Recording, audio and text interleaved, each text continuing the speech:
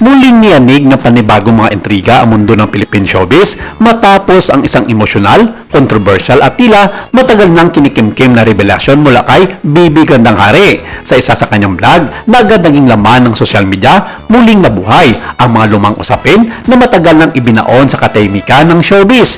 Ngunit sa pagkakataong ito, mas mabigat, mas direkta at mas emosyonal ang naging dating ng mga payag na ikinabigla ng publiko. Sa gitna ng kanyang pagbabalik tanaw sa nakaraan, muli na lamang nadawit ang pangalan ng aktor na si Piolo Pascual at si Rostom Padilla, mga pangalan na minsan naging sentro rin ng isa sa pinakamalaking kontrobersiya sa kasaysayan ng lokal na showbiz.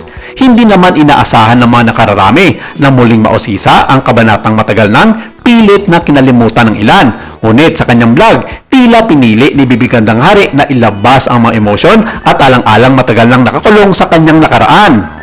Bagamat unan niyang itinago ang mga ito sa mga pangalang David at Jonathan, ang tinutukoy niyang mga personalidad, kapansin-pansin na ilang ulit ding direktang nabanggit ang pangalan ni Piolo Pascual at Rostom Padilla habang ikinukwento ang umano'y mga pangyayaring naganap sa San Francisco, California noong taon 2001. Sa loob lamang ng ilang oras, matapos kumalat ang video, nagliyab ang social media sa sapot-saring mga reaksyon, mga debate at akaka. Para sa ilang mga netizens, tila isa itong matapang na hakbang mula kay Bibi Ganda upang tuluyang maibsan ang bigat ng kanyang damdamin.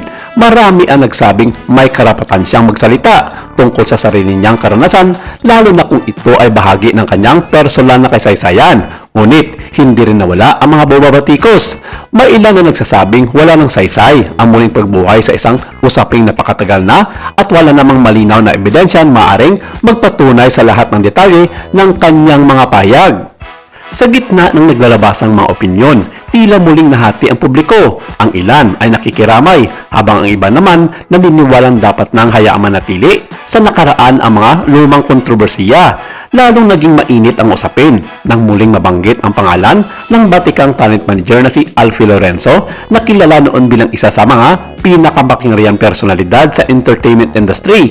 Ayon kay Bibi Ganda, minsan na raw na ikwento ng manager ang ilang sensitibong mga detalye hinggil da umano'y sa relasyon ng mga personalidad na sangkot sa kontrobersiya.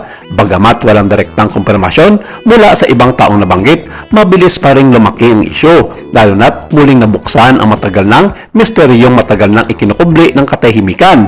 Sa social media, marami ang nagsimulang magukay ng mga lumang interviews, mga blind items at artikulong minsan nag-ugnay sa pangalan ni Piolo Pascual at Rostom Padilla. May mga nagsasabing tila matagal nang may open secret umano sa industriya, ngunit walang gustong magsalita ng direkta dahil sa takot sa backlash, career damage at matinding intriga.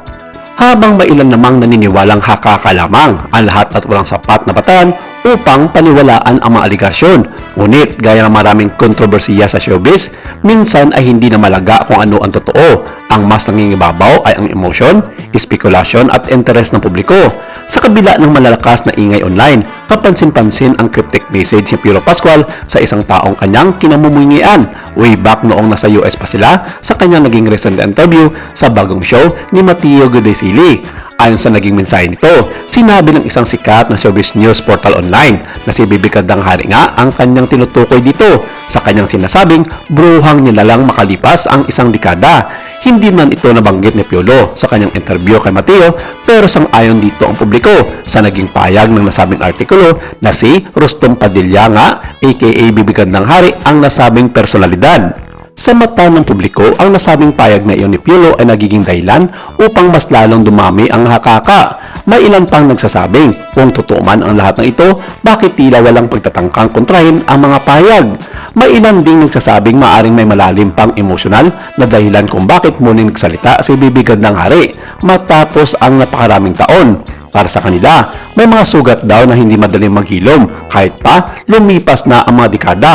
Ang mga alaala, lalo na kung may mga paghalong pag-ibig, sakit at pagkadismaya ay nanatiling buhay sa puso ng isang tao. Kaya naman sa bawat salitang binibitawan ni Bibi Ganda, may mga netizens na nakaramdam ng tunay na emosyon at hindi lamang simpleng pagpapasabog ng intriga.